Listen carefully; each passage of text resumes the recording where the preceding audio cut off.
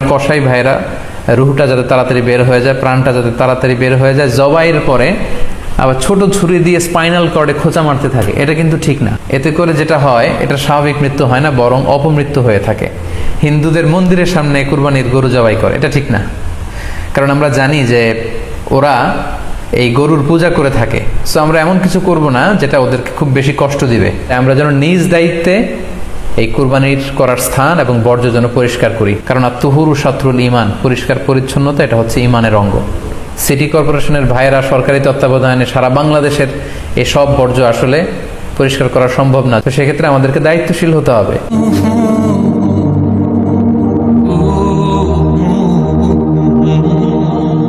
এ পর্যায়ে আমরা অল্প কয়েকটি রিমাইন্ডার আপনাদের সাথে শেয়ার করে আজকের আলোচনাটুকু আমরা এখানেই জবনিকা টানবো, এখানে আমরা আলোচনাটি শেষ করবো ইনশাআল্লাহ। প্রথম যে রিমাইন্ডারটি আপনাদের সাথে আমি শেয়ার করতে চাই সেটি হচ্ছে, সম্মানিত সুধী, আমরা অনেকেই বাজার থেকে পশু আনার সময় বা কুরবানি করার সময় পশুর সাথে অনেক বেশি অমানবিক আচরণ করি। এতে করে কিন্তু আপনার কুরবানিটা, পুরো কুরবানির প্রক্রিয়াটাই প্রশ্নবিদ্ধ হয়ে যেতে পারে। তাই আজকের লাইভের মধ্য দিয়ে যারাই আপনারা যুক্ত হয়েছেন, আমি সবাইকে বলছি আমরা যাতে পশুর সাথে মানবিক আচরণ করি, কুরবানির পশুর সাথে এমন কোনো আচরণ যাতে না করি যাতে ওর কষ্ট না হয়, আমরা যেন এটা খেয়াল রাখি। বিশেষ করে জবাই করার আগে পশুকে ভালোভাবে রশি দিয়ে বেঁধে নেয়া এবং ছুরিটা, যেই ছুরি দিয়ে জবাই করা হবে সেটা খুব ধারালো থাকা। আল্লাহ রাসূল সাল্লাল্লাহু আলাইহি ওয়াসাল্লাম কিন্তু এই দিক নির্দেশনা আমাদেরকে দিয়েছেন। সুবহানাল্লাহ।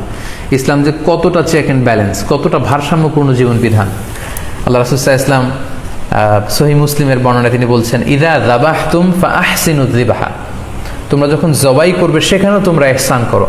কেননা আল্লাহ তাআলা সব জায়গায় ইহসানকে অবধারিত করেছেন। আমরা জীবনে যাই করব না কেন সেটা ইহসানের সাথে করতে হবে। তো পশুটাকে কিন্তু আমি জবাই করব, স্লটার করব। আল্লাহ রাসূল সাল্লাল্লাহু আলাইহি ওয়াসাল্লাম বললেন, যখন স্লটার করবে, জবাই করবে, তখনও সেটার প্রতি ইহসান করে তোমরা জবাই করো না।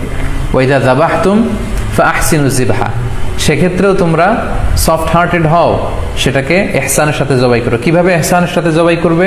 ওয়ালিয়ুহিদ্দা আহাদুকুম শাফরাতাহু ওয়ালিয়ুরিহ যাবিহাতাহু, তোমরা তোমাদের ছুরিটা খুব বেশি করে ধারালো করে নাও, যাতে করে খুব স্মুথলি স্লটারিংটা হয়ে যায়, খুব স্মুথলি কুরবানিটা তাড়াতাড়ি হয়ে যায়, যাতে প্রাণীটার কষ্ট না হয়। আমরা প্রায়ই আমাদের বেখেয়ালে বা অবহেলাবশত কুরবানির পশু ট্রাক থেকে নামানো, হাট থেকে নিয়ে আসা, এমনভাবে আমরা কুরবানির পশুর সাথে ট্রিট করি, এতে করে কিন্তু অনেক অমানবিক আচরণ আমাদের দ্বারা প্রকাশ পেয়ে যায়। সো আমরা যদিও এটাকে জবাই করব, আমরা যেন ইহসানের সাথে জবাই করি, এই বিষয়টা যেন আমরা খেয়াল রাখি। এটা হচ্ছে প্রথম রিমাইন্ডার। দ্বিতীয় রিমাইন্ডার হচ্ছে, আমাদের দেশে প্রায় এটা ঘটে, জবাই করার পরে অনেক কসাইরা তাড়াতাড়ি এই পশুটার দেহ থেকে প্রাণ বের হয়ে যাওয়ার জন্য ছোট ছুরি দিয়ে জবাই করা প্রাণীটার গলার মধ্যে খোঁচা মারতে থাকে, গলায় বারবার খোঁচা মারতে থাকে। এটা কিন্তু ঠিক না। স্পাইনাল কর্ডে যদি আপনি জবাই করার পরে বারবার খোঁচা মারেন, তাহলে কিন্তু এই প্রাণীটার অপমৃত্যু হতে পারে, অর্থাৎ এটা স্বাভাবিক কোনো মৃত্যু নয়। স্বাভাবিক মৃত্যু হচ্ছে জবাই করে দেয়া, এবং ইসলাম এটাকে আমাদের জন্য বৈধ করেছেন। আমরা জানি যে পাশ্চাত্যে গরুর মাথায় বুলেট মারা হয়, অথবা ইলেকট্রিক্যাল শক দিয়ে ওটাকে হত্যা করা হয়, অথবা ভারী কোনো লোহার হাতুড়ি দিয়ে গরুর মাথায় আঘাত করে সেটাকে মারা হয়। কিন্তু ইসলাম এগুলোকে নিষেধ করেছে। ইসলামের বিধান হচ্ছে স্লটারিং করা, আপনি জবাই করে দিবেন। সেক্ষেত্রে আমার মনে হয় 10 থেকে 15 মিনিট যদি আমরা একটু ওয়েট করি, গরুর দেহ থেকে সবগুলো রক্ত কিন্তু বের হয়ে যাবে, ফলে এটার গোশতটা উপাদেয় হবে আমাদের জন্য। কিন্তু আমরা যদি তাড়াহুড়ো করে, বিশেষ করে অনেক কসাই ভাইরা রুহটা যাতে তাড়াতাড়ি বের হয়ে যায়, প্রাণটা যাতে তাড়াতাড়ি বের হয়ে যায়, জবাইয়ের পরে আবার ছোট ছুরি দিয়ে স্পাইনাল কর্ডে খোঁচা মারতে থাকে, এটা কিন্তু ঠিক না। এতে করে যেটা হয়, এটা স্বাভাবিক মৃত্যু হয় না, বরং অপমৃত্যু হয়ে থাকে।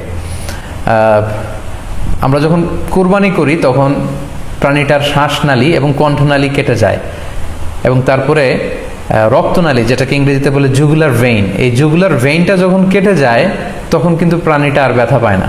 গবেষণায় দেখা গিয়েছে যে যদিও আমরা দেখি যে প্রাণীটা খুব ছটফট করে, লাফালাফি করে, কিন্তু আসলে সে ব্যথা পায় না। জুগুলার ভেইন যখন কেটে ফেলে তখন ব্রেইন তাকে স্পাইনাল কর্ডের মাধ্যমে হার্টে সিগন্যাল দেয় আরো বেশি পাম্প করার জন্য, আরো বেশি রক্ত পাঠানোর জন্য। ফলে দেহের সবগুলো রক্ত গলার ওই কাটা জায়গা দিয়ে কিন্তু বের হয়ে যায়। কিন্তু ওই মুহূর্তে আপনি যখন ছোট ছুরি নিয়ে এটার স্পাইনাল কর্ডে খোঁচাখুচি করতে শুরু করেন, তখন কিন্তু এটার অপমৃত্যু ঘটে, এটার স্ট্রোক হতে পারে, এটা হার্ট অ্যাটাক করে মারা যেতে পারে। তাহলে সেটা কিন্তু স্বাভাবিকভাবে জবাইয়ের মধ্য দিয়ে মৃত্যুবরণ করলো না, বরং হার্ট অ্যাটাক করে বা স্ট্রোক করে সেটা মারা গেল। তখন কিন্তু আপনার কুরবানিটা প্রশ্নবিদ্ধ হয়ে যেতে পারে। তো এই জন্য আমি সকলের কাছে অনুরোধ করব, আপনারা তাড়াহুড়ো না করে 10 থেকে 15 মিনিট একটু ওয়েট করেন জবেহের পরে, এটাকে স্বাভাবিকভাবে, ন্যাচারালি, প্রাকৃতিকভাবে এটা রুহুটা বের হতে দিন। তা না হলে আমাদের কুরবানি কিন্তু প্রশ্নবিদ্ধ হয়ে যেতে পারে। 3 নম্বর রিমাইন্ডার হচ্ছে, আমাদের বাংলাদেশের অনেক জেলায় আমরা হিন্দু মুসলমান একসাথে থাকি। আমার কাছে নিউজ এসেছে যে অনেক জায়গায় অনেকে হিন্দুদের মন্দিরের সামনে কুরবানির গরু জবাই করে। এটা ঠিক না, কারণ আমরা জানি যে ওরা এই গরুর পূজা করে থাকে। সো আমরা এমন কিছু করব না যেটা ওদেরকে খুব বেশি কষ্ট দিবে।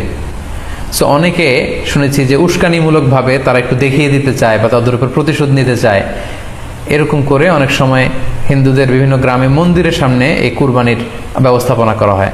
আমি বলবো যে আমরা এটা যাতে না করি। আমরা হিন্দুদের যে উপাসনালয় আছে, আমাদের হিন্দু ভাইদের উপাসনালয়গুলোকে স্কিপ করে এমন জায়গায় কুরবানি করব যাতে করে তাদের এই দৃশ্য দেখা না লাগে এবং তাদের ইবাদতগাহের সামনেও যাতে আমাদের এরকম পরিস্থিতি তৈরি করতে না হয়। আমরা যাতে সাম্প্রদায়িক সম্প্রীতি আমাদের ইবাদতের মধ্য দিয়ে বজায় রাখতে পারি এবং কোনো ধরনের উস্কানিমূলক কর্মকাণ্ডে যেন আমরা কখনোই যুক্ত না হই।